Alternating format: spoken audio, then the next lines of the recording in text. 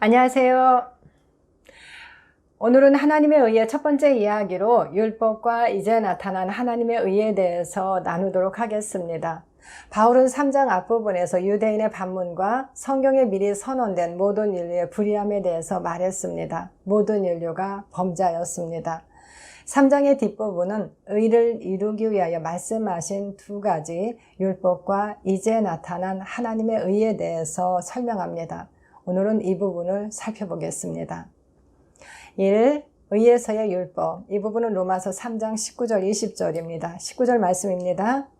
우리가 알거니와 무릇 율법이 말하는 바는 율법 아래에 있는 자들에게 말하는 것이니 이는 모든 입을 막고 온 세상으로 하나님의 심판 아래에 있게 하려 함이라. 율법이 말하는 것은 율법 아래에 있는 자들에게 말하는 것인데 우리가 이것을 안다고 말합니다. 율법은 이스라엘에게 주어졌습니다. 그러므로 그들은 율법 아래 살았습니다. 그런데 이 말씀에서 아래는 안에 가운데를 나타내는 전치사 n이 사용되었습니다. 율법은 율법 안에 있는 자들에게 말한다는 것입니다. 그리고 그것은 모든 입을 막고 온 세상으로 하나님의 심판 아래에 있게 하려 함이라고 말씀합니다. 심판 아래는 헬라어 히포디코스로 선고를 받은, 유죄의 선고를 받은 심판 등을 뜻합니다.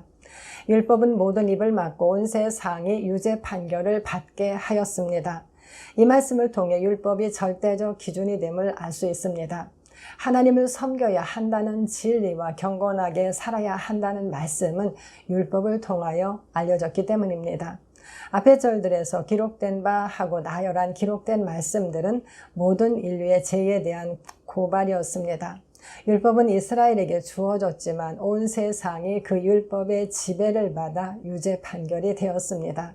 법조문이 없는 이방인도 하나님의 피조물로 동일하게 율법 가운데서 하나님의 심판 아래 놓였습니다.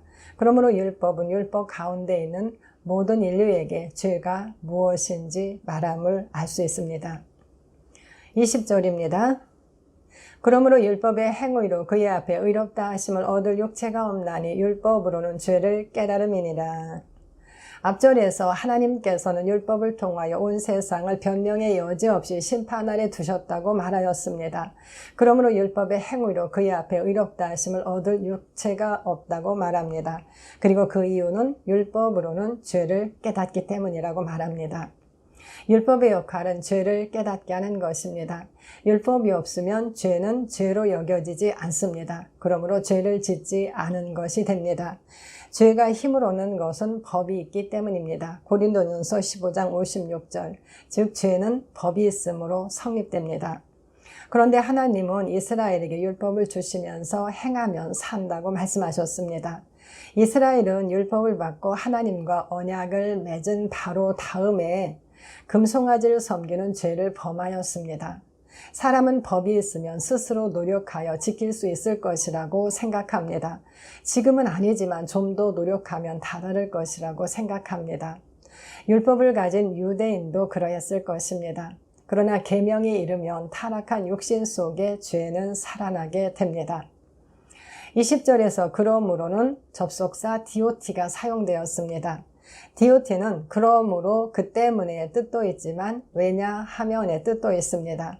율법의 행위로 그의 앞에 의롭다 하심을 얻을 육체가 없는 것은 심판 아래 놓인 이유가 되기도 합니다. 성경은 율법이 있기 전에도 모든 사람이 죄를 범하여 사망이 왕노릇했다고 말씀하고 있기 때문입니다. 로마서 5장 14절, 갈라디아서 3장 19절, 21절, 22절 말씀입니다. 그런즉 율법은 무엇이냐? 범법함으로 더하여 진 것이라. 천사들을 통하여 한 중보자의 손으로 베푸신 것인데 약속하신 자손이 오시기까지 있을 것이라. 그러면 율법이 하나님의 약속들과 반대되는 것이냐? 결코 그럴 수 없느니라. 만일 등이 살게 하는 율법을 주셨더라면 의가 반드시 율법으로 말미암았으리라. 그러나 성경이 모든 것을 죄 아래에 가두었으니 이는 예수 그리스도를 믿음으로 말미암는 약속을 믿는 자들에게 주려 함이라. 바울은 갈라디아서에서 율법이 무엇인가를 말합니다. 율법은 범법함으로 약속에 더하여진 것입니다. 그리고 그것은 약속하신 자손이 오시기까지 있을 것입니다. 즉 율법도 모세를 통하여 세운 하나님의 언약이지만 아브라함의 언약과는 다른 성격의 것입니다. 바울은 율법이 하나님의 약속들과 반대되는 것이냐고 묻습니다. 아브라함에게 주신 하나님의 약속은 하나님께서 그의 자손에게 이루시는 약속이었습니다. 그러나 율법은 사람이 행하면 사는 법입니다. 하나님께서 하시겠다는 약속과 네가 행하여 의를 이루라는 약속은 내용상 반대되는 것입니다. 그러나 바울은 결코 그럴 수 없다고 말합니다. 만약 능히 살게 하는 율법을 주셨더라면 의가 반드시 율법으로 말미암았으리라는 것입니다. 즉 능히 살게 하는 율법이었다면 아브라함에게 주신 약속과 반대되는 것이었을 것입니다. 아브라함의 씨가 없이도 의를 이룰 수 있다면 아브라함의 약속은 쓸모없는 것이 될 것입니다. 사람이 준행하면 그로 말미암아 삶을 얻을 율례와 규례이지만 그들에게 선하지 못한 율례였고 지키지 못할 규례였습니다. 에스겔 20장 11절 25절. 바울은 성경이 모든 것을 죄 아래에 가두어 예수 그리스도를 믿는 자들에게 믿음으로 말미암는 약속을 주기 위함이라고 말씀합니다. 율법이 온 세상을 죄로 가두었습니다. 이스라엘은 율법을 지켜 의롭게 되려고 하였지만 율법은 처음부터 지킬 수 있는 법이 아니었습니다. 오히려 율법은 인류를 하나님의 심판 아래 놓이게 했습니다. 언약과 관련하여 율법의 역할은 31절에서 더 나누도록 하겠습니다. 이 믿음으로 말미암는 하나님의 의, 이 부분은 로마서 3장 21에서 30절입니다. 21절 말씀입니다. 이제는 율법 외에 하나님의 한 의가 나타났으니 율법과 선지자들에게 증거를 받은 것이라. 이 구절 앞에 그러나 하지만을 뜻하는 헬라어 대가 있습니다. 그러나 이제는입니다. 앞의 말씀과 대조되는 어떤 일입니다. 그러나 이제는 율법 외에 하나님의 한 의가 나타났습니다. 외에는 헬라어 코리스로 분리하여 관계없이 등의 뜻을 가지고 있습니다. 한 의에서 하나를 나타내는 원어는 없습니다. 다만 의를 말하는 디카이오시네가 단수입니다. 즉 율법과 관계없는 하나의 하나님의 의입니다. 복음에는 하나님의 의, 하나님의 공정함이 드러납니다. 복음에는 율법과 관계없이 사람에게 주시는 하나님의 의가 드러납니다. 사람들은 의하면 바로 어떤 옳은 행실로 생각합니다. 그러나 하나님 앞에서의 의는 1장에서 말씀한 하나님의 진리에 대한 것이 우선입니다. 즉 하나님 앞에서의 의와 거룩함입니다. 공동 번역은 이 구절을 그러나 이제는 하느님께서 인간을 당신과 올바른 관계에 놓아주시는 길이 드러났습니다. 그것은 율법과 아무 관계가 없습니다. 라고 번역하였습니다. 계시록에서도 의의 흰옷을 입은 자들이 하나님의 보호자 앞에 설 수 있음을 말씀합니다. 계시록 7장 14, 15절. 그러므로 성경에서 말씀하는 의는 하나님과 바른 관계에 설 수 있는 자격을 의미함을 알 수 있습니다. 23절에서 이 부분을 말씀합니다. 모든 사람이 죄를 범하여 하나님의 영광에 이르지 못하였습니다. 그런데 아무도 율법으로는 그분 앞에 설 수 없습니다. 그러므로 하나님은 율법과 관계없는 의를 말씀합니다. 그리고 그 의는 율법과 선지자들에게 증거를 받은 것이라고 말씀합니다. 증거를 받은 것은 헬라어 마르티리아가 사용되었습니다. 뜻은 증인이 되다, 기록해 놓다, 증명하다 등입니다. 즉 하나님의 의는 율법과 선지자들이 증인이 되어 기록해 놓은 말씀입니다. 이 말씀은 이제 나타난 하나님의 의가 하나님께서 처음부터 계획하신 하나의 의임을 알 수 있습니다. 의는 성경에서 아주 중요한 주제입니다. 구원과 관련하여 구약에서 가장 많이 말씀하는 단어가 의입니다. 먼저 율법의 증거입니다. 율법을 가진 이스라엘에게 동물의 제사로 죄를 속죄하고 하나님과 화목하는 길이 있었습니다. 모든 제사는 속죄일의 제사로 모아졌습니다. 이스라엘은 1년에 한 번 대제사장이 지성소에 들어가 뿌리는 피로 그들의 모든 죄를 속죄받을 수 있었습니다. 하나님은 이스라엘의 성막에서 모세를 만나셨고 불과 구름으로 그들과 함께 하심을 나타내셨습니다. 그러므로 하나님의 의는 이제 나타났지만 그들도 하나님께서 주시는 의로 죄를 덮고 가렸음을 알 수 있습니다. 이는 하나님께서 예수 그리스도를 통하여 주실 의와 임재를 증거합니다. 시편에서도 이사야의 글에서도 구원과 함께 하나님의 의에 대해서 많이 기록하여 증거하였습니다. 하나님께서는 그분의 구원과 공의를 가깝게 하실 것입니다. 이사야 46장 13절 하나님의 구원과 공의는 영원히 있고 폐하여지지 않을 것입니다. 이사야 51장 6절 8절 내가 측량할 수 없는 주의 공의와 구원을 내 입으로 종일 전할 것입니다. 시편 71편 15절 율법 외에 이제 나타난 하나님의 의는 율법과 선지자들에게 증거를 받은 것입니다. 그렇다면 그 의는 어떤 것입니까? 22절입니다. 곧 예수 그리스도를 믿음으로 말미암아 모든 믿는 자에게 미치는 하나님의 의인이 차별이 없느니라. 율법과 관계없는 이제 나타난 하나님의 의인은 예수 그리스도를 믿음으로 모든 사람에게 미치는 것으로 차별이 없다고 말씀합니다. 복음은 하나님의 아들 예수 그리스도에 관한 것입니다. 조건은 하나님의 아들 예수 그리스도를 믿는 것입니다. 예수 그리스도를 믿음으로 모든 믿는 자에게 도달하는 하나님의 의입니다. 그렇다면 하나님의 의는 무엇입니까? 하나님의 의에서 하나님에는 소유격입니다. 즉 하나님께서 소유하신 의를 나타냅니다. 에레미야를 통해 주신 말씀은 구원받은 백성의 이름이 여호와 우리의 의라 불릴 것이라고 말씀하였습니다. 에레미야 23장 6절, 33장 16절 여호와 하나님이 우리의 의가 되신다는 의미입니다. 이 말씀은 하나님의 의가 우리의 의가 된다는 의미로 로마서의 말씀과 같습니다. 하나님의 의가 우리의 의입니다. 바울은 그가 가진 의는 하나님으로부터 난 의라고 말하였습니다. 빌립보서 3장 9절 즉 하나님의 의는 하나님께로부터 나오는 의입니다. 그런데 우리에게 그 의를 주셨다고 말씀합니다. 이는 연합에서 기원합니다. 그러므로 예수님은 또한 우리의 의가 되십니다. 고린도전서 1장 30절 이제 나타난 의의 완벽함을 알 수 있습니다. 그리고 그 의는 유대인이나 이방인이나 차별이 없습니다. 이제 왜 그렇게 하셨는지를 말씀합니다. 23절입니다. 모든 사람이 죄를 범하였음에 하나님의 영광에 이르지 못하더니 이 구절 앞에 이유를 의미하는 가르가 사용되었습니다. 왜냐하면 그것은 모든 사람이 죄를 범하여서 하나님의 영광에 이르지 못하였기 때문이라는 것입니다. 사람은 본래 하나님의 영광 앞에 서는 자들입니다. 그러나 타락함으로 아무도 그 앞에 설 수 없습니다. 하나님 앞에 불의한 자는 설 수 없기 때문입니다. 의를 위하여 하나님께서 하신 일입니다. 24절입니다.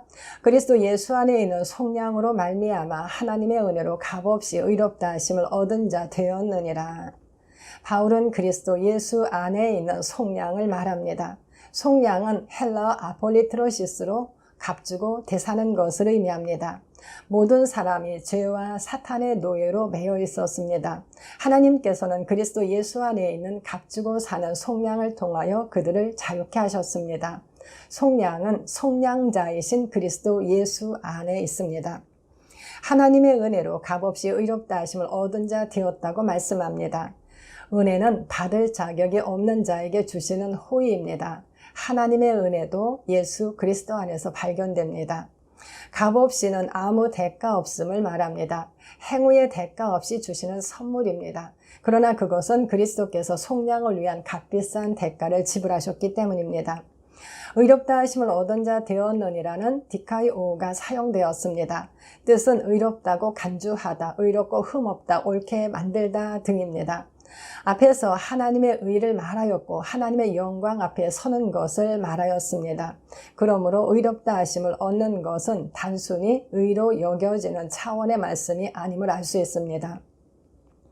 갈라디아서는 이 디카이오를 의롭게 되다로 번역하였습니다. 갈라디아서 2장 16절, 3장 11절 그리스도 예수 안에 있는 속량으로 말미암아 값없이 은혜로 의롭게 만드셨습니다. 25절, 26절입니다. 이 예수를 하나님이 그의 피로써 믿음으로 말미암는 화목제물로 세우셨으니 이는 하나님께서 길이 참으시는 중에 전에 지은 죄를 간과하심으로 자기의 의로우심을 나타내려 하심이니 곧 이때에 자기의 의로우심을 나타내사 자기도 의로우시며 또한 예수 믿는 자를 의롭다 하려 하심이라. 앞절에서 예수 안에 있는 속량과 은혜를 말씀했습니다. 25절은 좀 더 구체적으로 설명합니다. 하나님은 예수님을 그의 피로써 믿음으로 말미암는 화목제물로 세우셨습니다. 이제 나타난 하나님의 의는 우리의 화목제물이 되신 이 예수님의 피를 믿음으로 얻게 되는 의입니다. 나의 죄를 위해 예수님께서 제물이 되셔서 피를 흘리셨다는 것을 받아들이는 자에게 하나님의 의는 주어집니다. 그런데 그것은 하나님께서 길이 참으시면서 전에 지은 죄의 심판을 내리지 않고 간과하심으로 자기의 의로우심을 나타내려 함이라고 말씀합니다. 이 말씀에서 죄는 복수입니다. 모든 불의한 일을 행하는 자는 사형에 해당한다고 하나님께서 정하셨습니다. 로마서 2장 32절. 공의의 하나님께서 공의롭게 죽음으로 심판하신 것이 아니라 그 죄들을 참으심으로 의를 드러내셨다고 말씀합니다.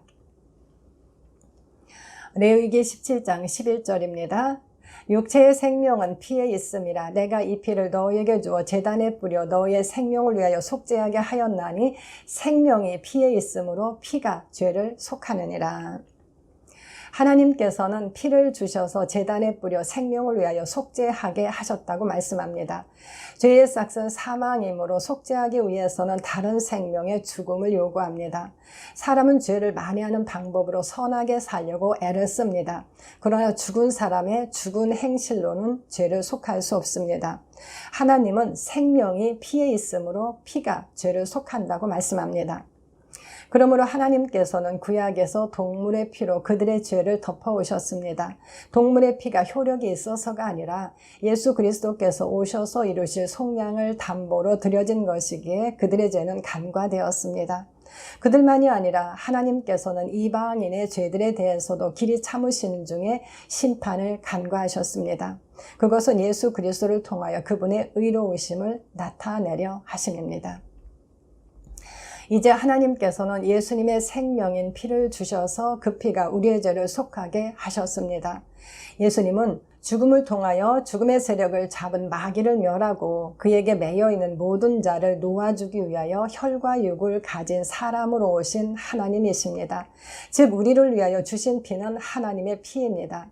새 언약은 인간의 대표로 오신 하나님의 피로 세우는 언약입니다. 하나님의 생명이 인간을 대신하였습니다.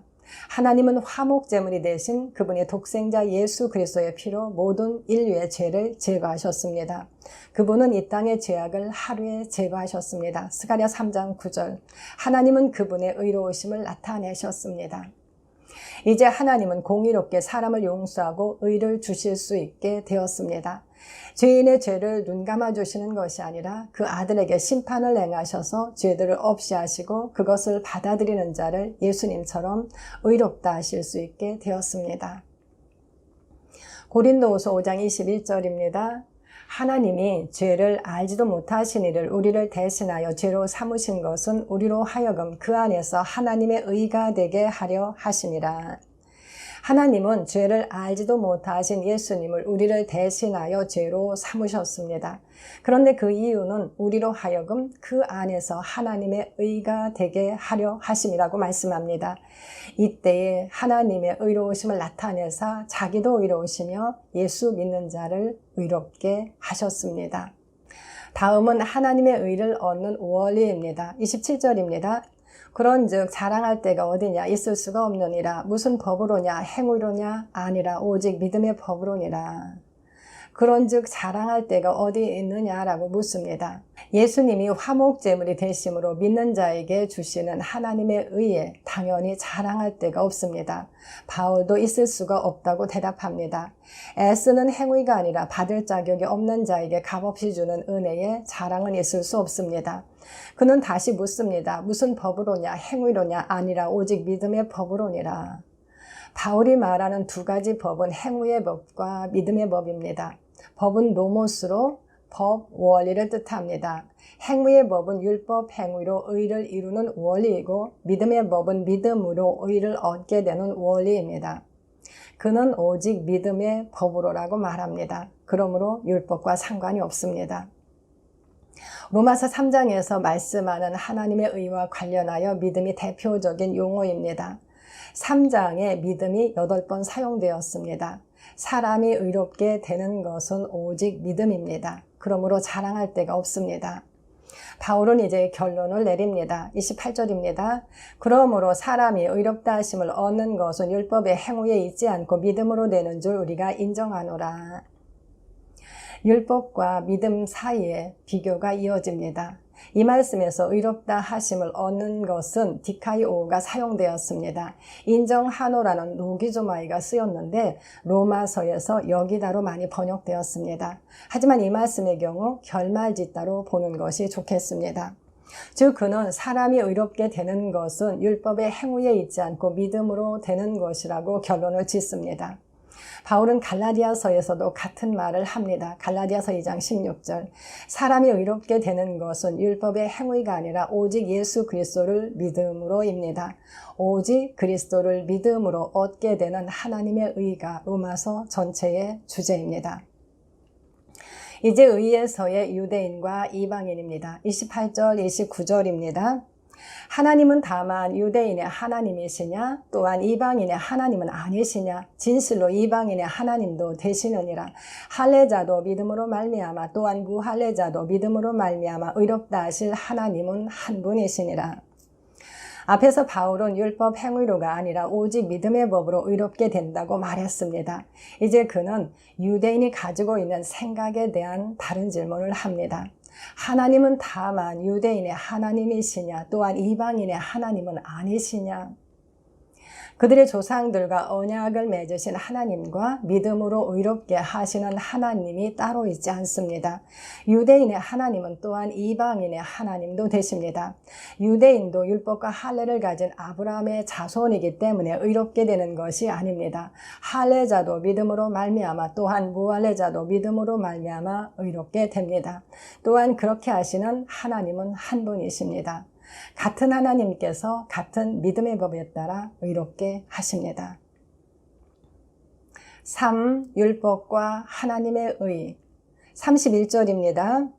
그런즉 우리가 믿음으로 말미암아 율법을 파괴하느냐 그럴 수 없느니라. 도리어 율법을 굳게 세우느니라. 바울은 율법과 상관이 없는 하나님의 의를 말하였습니다. 율법 행위가 아니라 오직 믿음으로 의롭다 함을 얻는다고 말하였습니다. 그렇다면 믿음으로 율법을 파기하느냐고 묻습니다. 이 말씀에서도 쓸모없게 만드는 것을 뜻하는 카타르게오가 사용되었습니다. 믿음으로 말미암는 의는 율법을 쓸모없게 만드느냐라는 것입니다. 그리고 대답합니다. 그럴 수 없느니라. 절대로 그런 일은 생길 수 없습니다. 바울은 믿음으로 말미암아 율법을 파괴하는 것이 아니라 도리어 율법을 굳게 세운다고 말합니다. 모세의 언약은 범죄함으로 약속에 더하여 진 것입니다.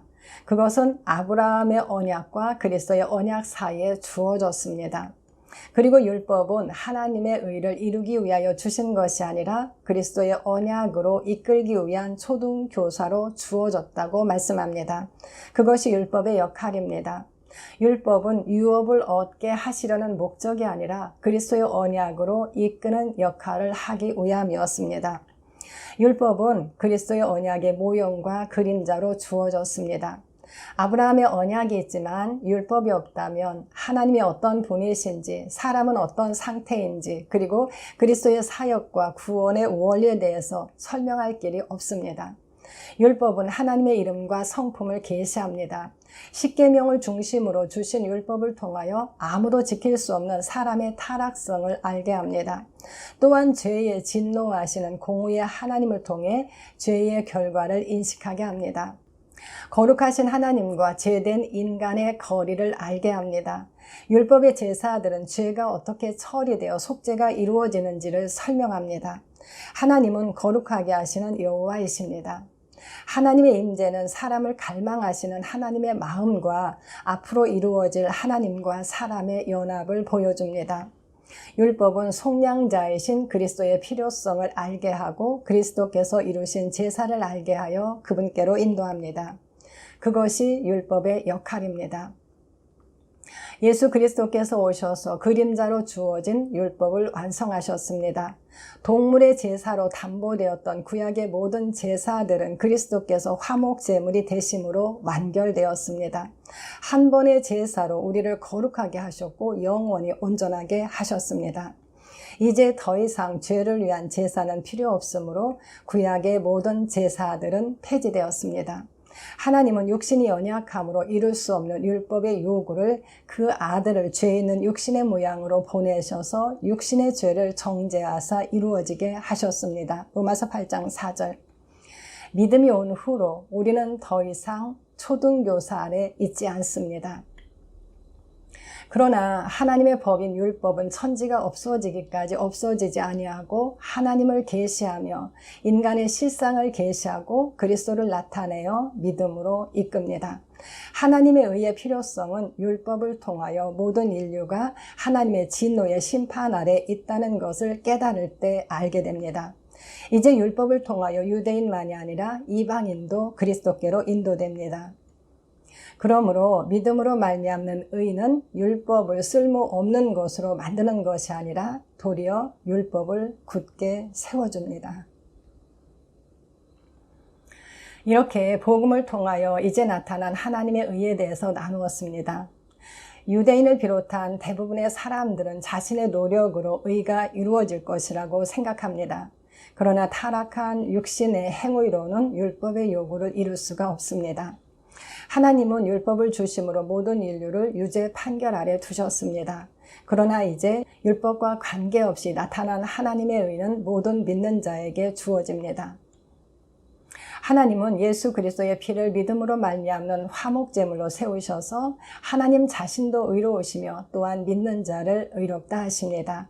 그 의는 하나님의 의입니다. 사람이 의롭게 되는 것은 오직 예수 그리스도를 믿음으로입니다. 그러나 율법은 하나님을 계시하며 인간의 실상을 계시하고 그리스도를 나타내어 믿음으로 여전히 이끕니다. 그러므로 믿음으로 말미암는 의는 율법을 쓸모없게 만들지 않고 오히려 굳게 세워줍니다. 감사합니다.